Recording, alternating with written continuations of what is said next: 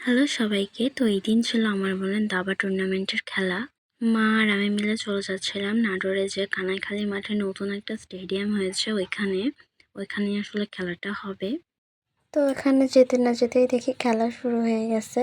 অনেকজনই প্রায় খেলতে আসছিল। আর এই যে আমার বোন, আমি সেই দিনই ফার্স্ট ওখানে গেছিলাম। জায়গাটা অনেক বেশি সুন্দর। এরপর আমি খেতে চলে যাই। তারপর আমাকে আর বোনকে এরকম গেঞ্জি দিয়ে বলে পরে আসতে। এরপর আমি আর আমার বোন চলে যাই মাঠে। এখানে নাটোরের জেলা প্রশাসক ম্যাম উপস্থিত ছিলেন। তিনি আসার পরে খেলাটা শুরু হওয়ার কথা ছিল। এরপর আবার আমরা সবাই দোতলায় চলে যাই, কারণ ওখানে খেলাটা হওয়ার কথা ছিল। তো এইদিকে খেলা শুরু হয়ে যায়। এখানে টিম অনুযায়ী খেলা হচ্ছিল। ওই যে আমার বোন খেলছে।